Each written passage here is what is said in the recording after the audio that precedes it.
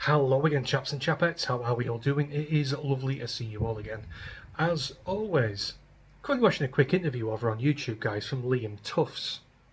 He's interviewing an ex-copper from Nottingham, and some of the things he's coming out with, some of these stories he's coming out with, are quite eye-opening, to say the least.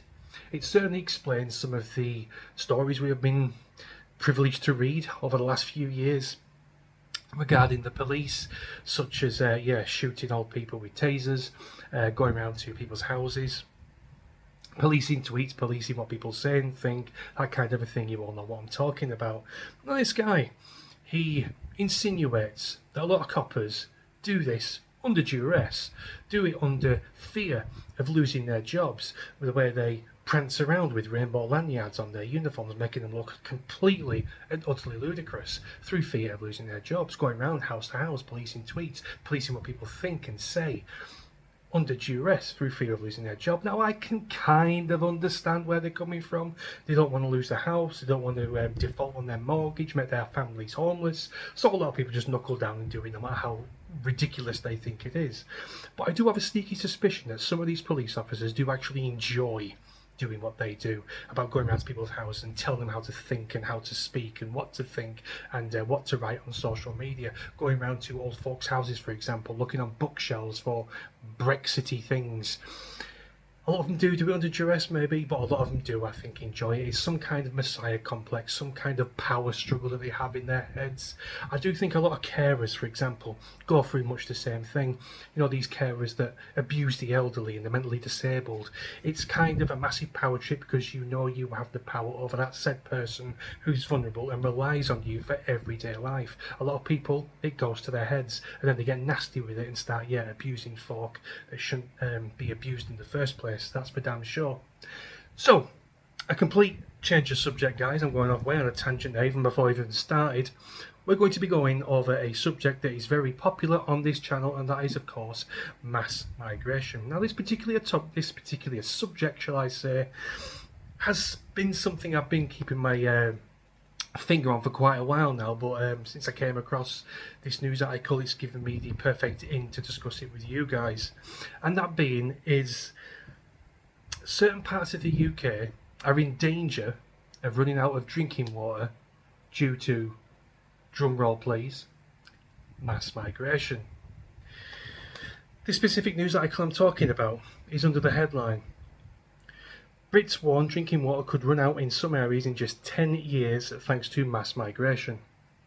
Mass immigration means areas of Britain face running out of drinking water in just 10 years, ministers have warned.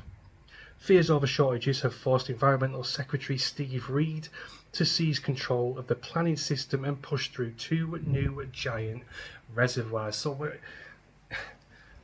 changing the very infrastructure of the way this country's run, simply to accommodate people who are simply not wanted here, or even needed, if truth be told.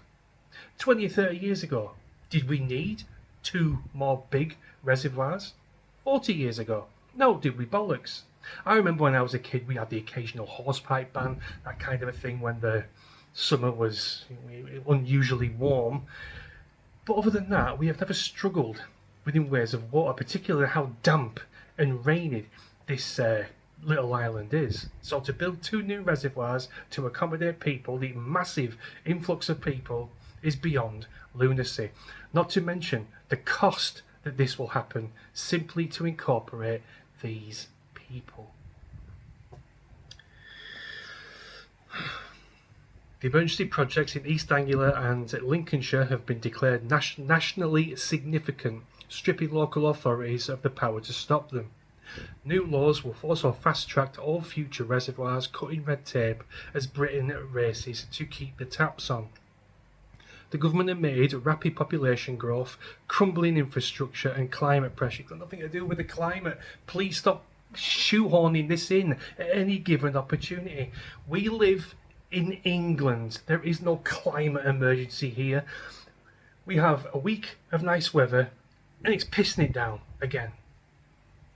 There is no emergency. There is no climate change here. It is all bollocks. It's all to push their fucking agenda time and time again. And why do we have crumbling infrastructure? It's quite simple. Mass migration. The more people you allow in, the millions upon millions per year, things are going to start crumbling. Infrastructure, global GDP, for example, that kind of a thing. Economically, it all just starts to go tits up once you start ramming people into a sardine tin. Water Minister Emma Hardy said Britain is running out of drinking water.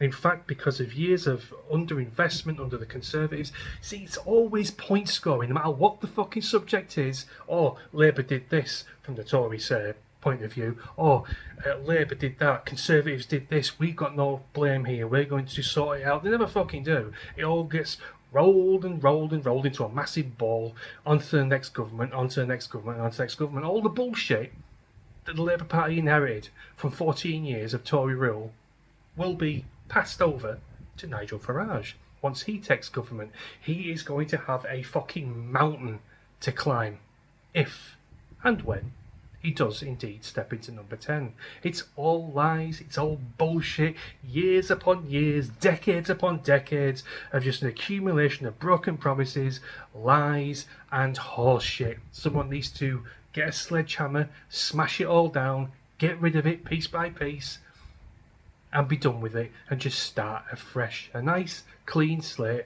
for a nice, new government. Anyway, guys, that's what I wanted to talk to you about. And I've got a distinct feeling, guys, it's not only going to be water that's going to be the problem. You think about it, we're letting in millions upon millions upon millions upon millions within year in, year out, year in, year out. You see, the people coming in, which is in the millions, in case you haven't noticed, and the people going out, people leaving are in the hundreds of thousands, and the people coming in are over 1 million. That just doesn't compute. We are going to get more and more people, which is going to require more and more water, more and more food, more and more land for more and more houses. The government are going to be buying up farmland, building houses on it to house these people. No farmland, no food. Everything is going to start going Pete Tong very, very soon.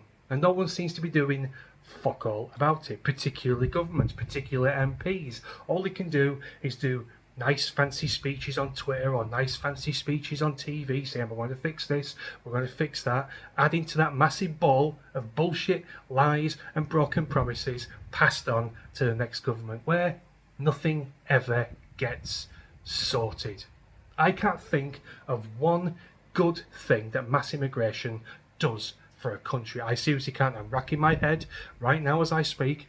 I can't think of one single thing, particularly when most of the immigrants that are coming through mass migration are economically inactive, which means they sit on their asses in their houses, go to mosques, whatever they're going to be doing, and don't work. They don't contribute to society. They don't contribute via tax. They don't contribute via national insurance, which means they are basically a leech on the, like you said, the vein of this country, just taking, and not giving anything back.